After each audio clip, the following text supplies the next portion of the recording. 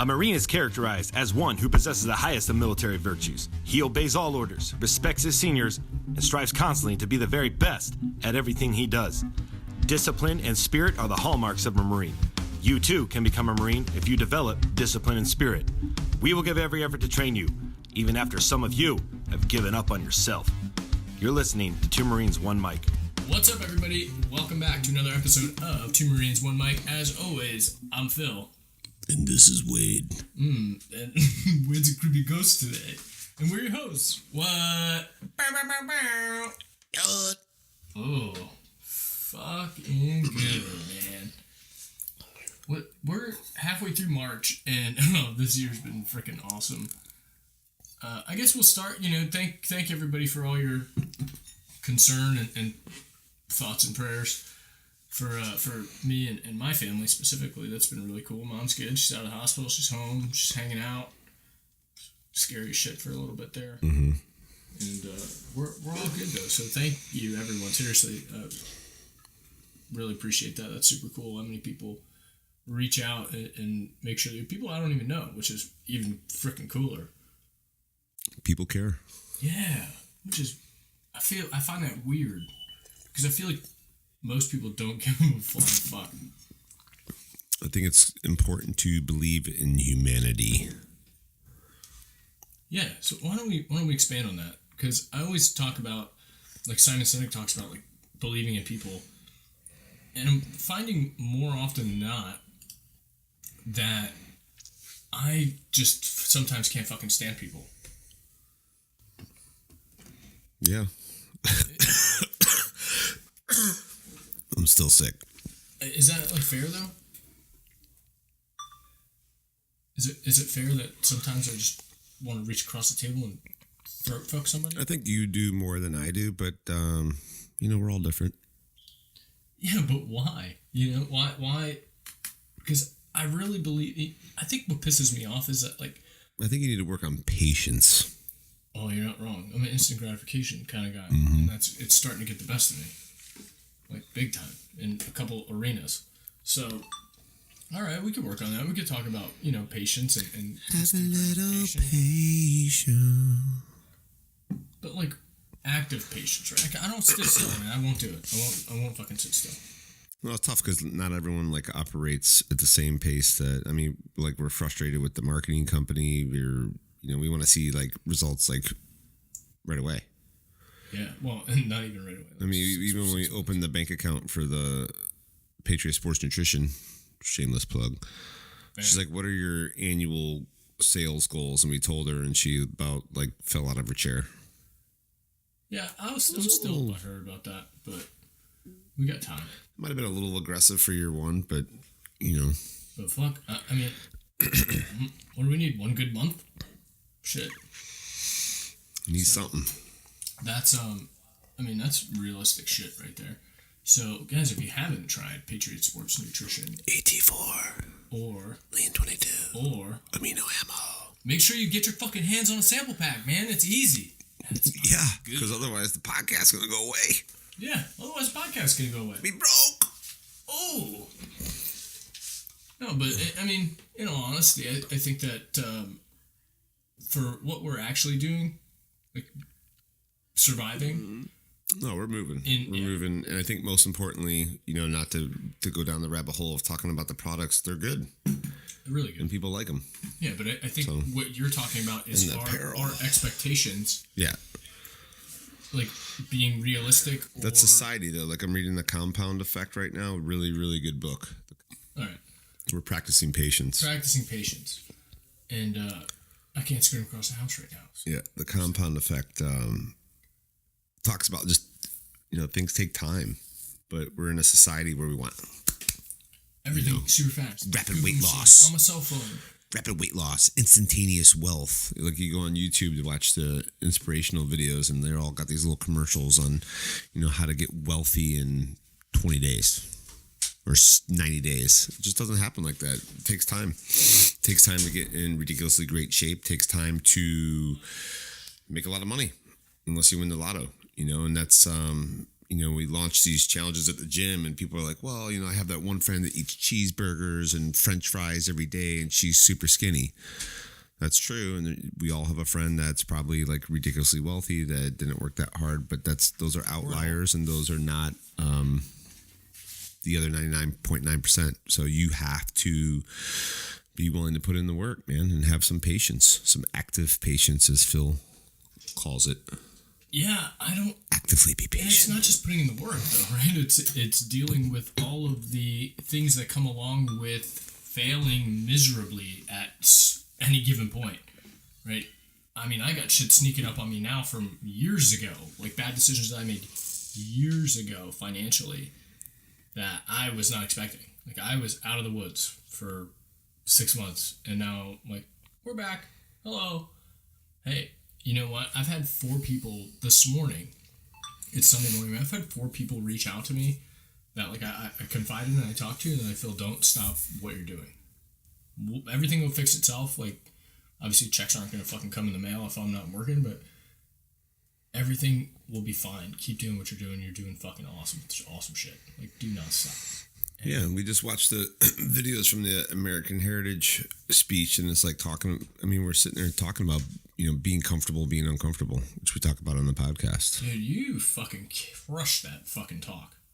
I'm like watching clips, and I'm like, my tail's between my legs. I'm like, oh, man, that's really good.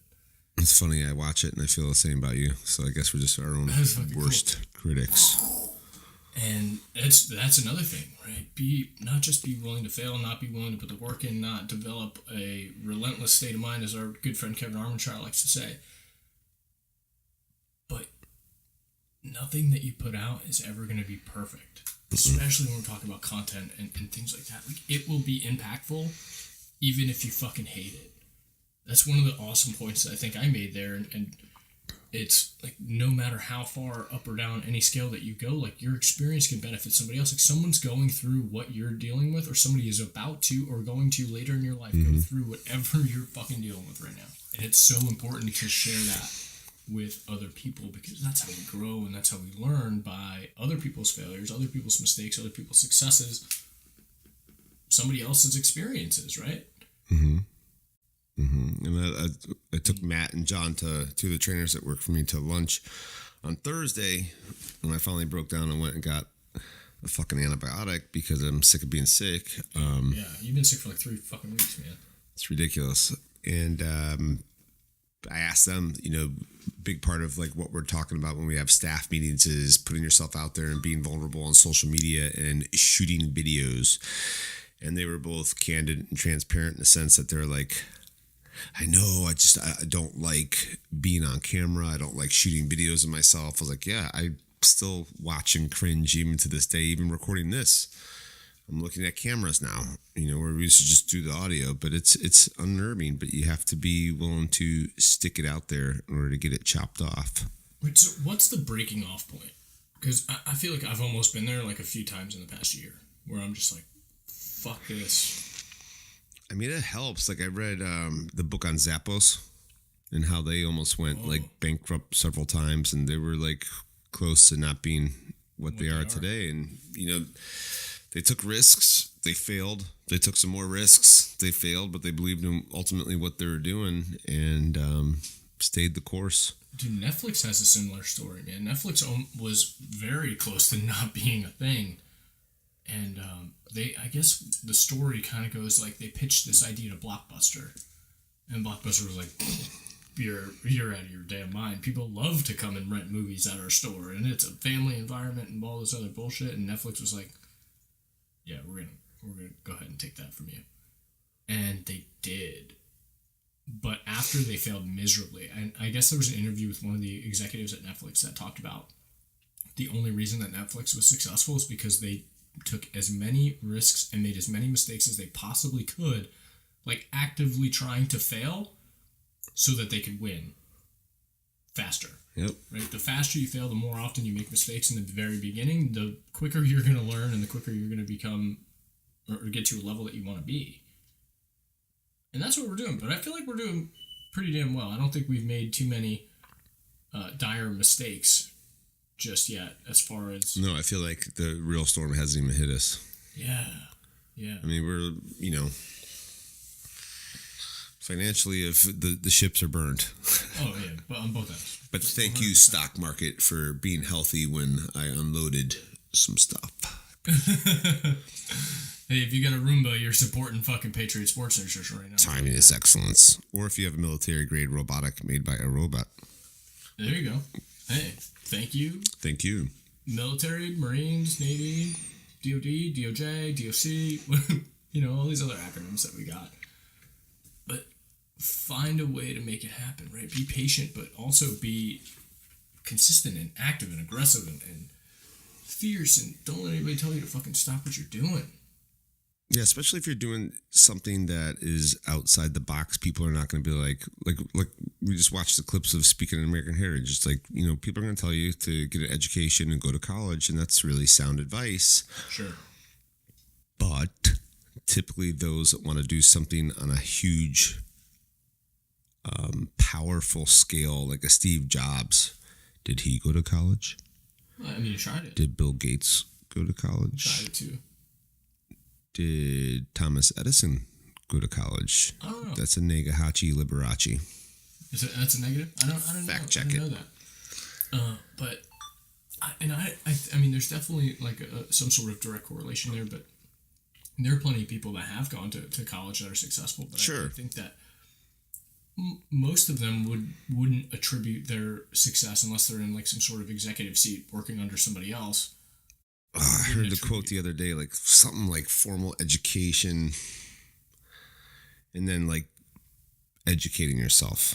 Yeah, I would say that most people that are in that class that we're talking about, the 1% of the 1%, not just financially, but like just sound fucking solid people that are good in a bunch of different areas of their life, whether it be family, whether it be philanthropy, whether it be business, what have you. Those people wouldn't attribute their success to a single college class or university. They would say, no, when all my friends were out fucking partying, I was learning shit. I was reading books. I was talking to people. I was networking. I was doing this. I was doing that. And that's what you need to keep in mind more in school. If you want to do anything, I would say entrepreneur or self-employment or whatever. Yeah, well, same with the gym. It's like, hey, we're going to go out partying this weekend. No, I'm good. You talk about that story often, man, where you have a buddy that has like all these MBAs or like an MBA in business and obviously, and like all this book knowledge about business, and he opened a gym and he fucking sucked dicks. He no longer owns it. I just think that hard work trumps. Yeah, it's tough to learn work ethic through a textbook. I don't think that could be said any better. Right. I really don't. I think that you develop a tough skin by being in situations that absolutely require you to develop that, not suggest it or talk about it. Like, if you get burned a few times, like, your skin will fucking leather up. And I know it's like those stupid little things, but I've talked about this in one of the other episodes, like when we do like the 10-year anniversary, it's important to me to be there before anyone else. Like, It's still yours. Yeah, 10 years later, it's like I'm the first motherfucker there. So when you pull up to start setting up for our class, which is like 275 people this year, it's important to me to be the first one there. I think that's important in any arena, really. Like, it's the people that are willing to do more than everybody else that get the cheese, that get the cheese. And again, like, I'm not talking about fucking money. Like, it's the people that get what they want out of life. And who says that? Ed Milet. Again, here we go. Ed Milet. You don't get what you want out of life, you get who you are. Okay, if you are the person that consistently shows up first, if you're the person that consistently does the right thing, and it's not showing up first that gets you where you want to be, it's what you do with the extra fucking time. Mm-hmm. It's setting an example. Like, people are like, oh, I work like 900 hours a week. I'm like, I bet you don't. I bet you fucking don't work 15 full hours in a 90-hour fucking work week. Right. And you sit there and fucking look at Instagram, and you sit there and watch YouTube videos about some fucking shit. But you're talking about showing up, earlier on time every single day. And I want to go back to that book, and I highly recommend picking it up because it's like anti-society right now, the compound effect. And it's just those little things over time, and time could be years. When you talk about fitness, it's like people coming to the gym, people that are really big lose weight really fast. If you're already in shape, it takes weeks and months just to add an eighth of an inch onto your arms if you're drug free. So that's like hours of killing yourself in the gym, trying to get enough sleep, trying to get the proper nutrition. You should see the amount of shit that we take, because neither one of us are obviously on drugs, but it's a lot of fucking work for like obviously that type of reward. I don't know why I'm talking that camera's not even on, but that type of reward. But you got to be willing to pay the price. And, we kind of skipped over my portion of the intro of the podcast, which Phil likes to do, but we missed the purpose. That's my fault. And, ultimately the purpose is just to, like Phil said earlier, like share experiences, and not that we're the most knowledgeable human beings on the planet, but like just share experiences that someone could be listening to and be like, fuck, man, that's me. And it might be the driving force to get up the next day and go after it. And we have gotten like tremendous feedback and support and positivity from recording the podcast, which is what motivates and inspires us to do this every single week. But ultimately the goal is just to try and put a message out there that people are like, fuck, these two wake up idiots are doing this. Seriously. I could do it too. But I'll tell you this. We've been in contact with a lot of people that have asked about podcasting, and I want to start a podcast. I challenge you to stop talking about it. And as much as I hate Nike, just do it. Yeah. Dude, you just hit like a bunch of stuff on the head. And you said if us two idiots can do it, and I'm not saying that in self-deprecation, like we're both fucking smart human beings for sure, but if we can figure it out, like I've talked about this a ton of times on the podcast where like I have to beat my head against the wall a few times, but it was something that I really wanted to do, and it was something that we really wanted to do, and we figured it the fuck out. Yep. And now I literally just put something out on the internet that if you want, fuck, I'll edit your podcast for you. I'll do it. You record on your cell phone, send it over to me, and I'll do it. You're going to pay for it. But I will help you. I'll help you do it. I'll do consulting for you if you want to learn how to set everything up and do it so that you can learn on your own, which I suggest anyway. But I'm like, we're both here to help you. And this entire podcast, like Wade said, like my biggest fear, I think everybody has like one giant fear. And I think my biggest fear recently is giving unsolicited advice. So I try really, really fucking hard to make sure that this podcast comes from our experiences. Like I don't want to preach at people.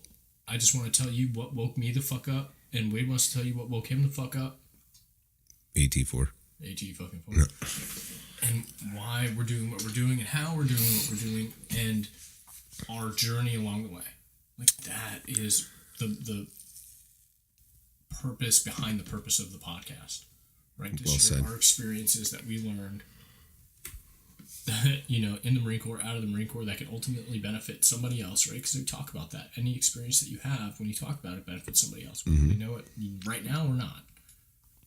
So that's the entire message here.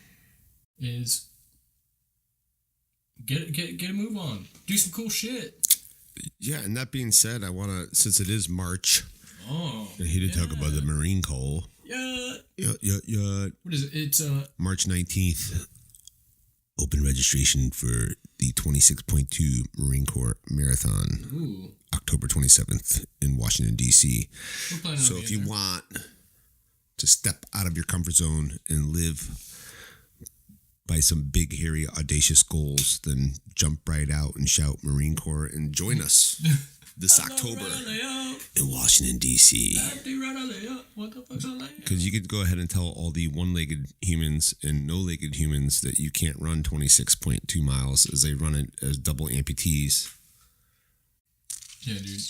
Jose Sanchez, man, we gotta get him on the podcast, man. We gotta reach back out to our friend Jose and see what he's up to, man. He did a great episode with Team Never Quit over there with Marcus Luttrell and what's his name, man? Rutherford. Yeah.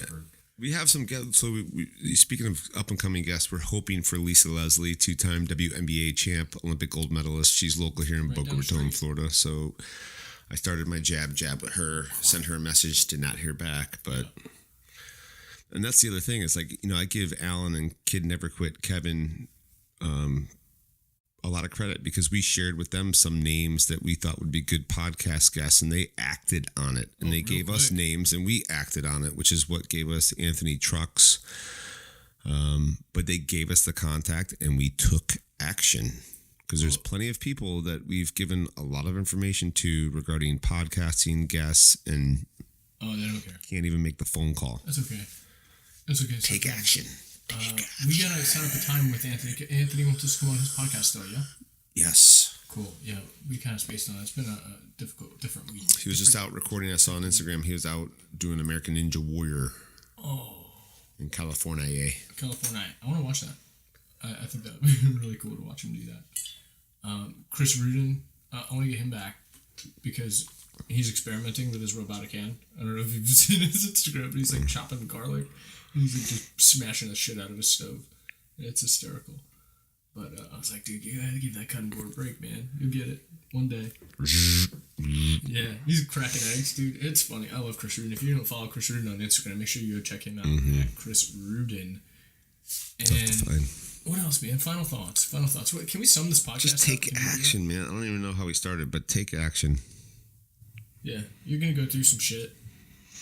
Good, bad, indifferent. People are going to tell you you're stupid. People are going to tell you, oh, you should do this and you should do that. And then, you should kind of politely tell them to fuck off. Unless there's somebody that you want to take advice from. But I'd be cautious there. So, what do we got? Final thoughts? That was it?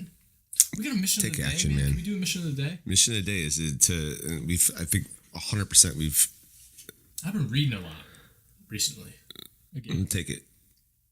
No, go ahead. I was going to say, like, we've talked about this before in closing thoughts, and mission of the day is just, there's something on your mind, just take action. Stop thinking about getting divorced and do it. Stop thinking about asking that girl out and ask her. Wow. Stop thinking about quitting your job. Just quit. These fucking guys on this podcast told me to quit my job. Now I'm unemployed. Have a plan before you quit. But I don't recommend. I don't recommend doing what I did and just leaving things. But hey, I had to do it. I know how I work. So yeah, just fucking do something cool. I think at the end of the day, like if you're thinking about doing something cool, it could be making toothpick fucking houses. I think that's really sweet. But you should just fucking do it. I would pay for like badass toothpick treehouse. Would you not? It'd take a long time to make. No shit. I respect that, man. That's creative as fuck. So if like your idea is as off the wall as that, I'm telling you, it's not stupid. Like somebody will fucking enjoy that. Somebody will appreciate. Someone will buy it. You spend on that, on the internet. Buy it. But you know what? Someone else will appreciate it. And most importantly, like you'll feel good about what you're doing. Mm-hmm. If you have this crazy, incredible passion for fucking toothpicks. Do it. Fucking just make something cool happen with yourself. If we can do it, you could do it. I promise we're not the smartest people in the fucking world. Alright, Wade. Until next time, we're out. Semper Fi.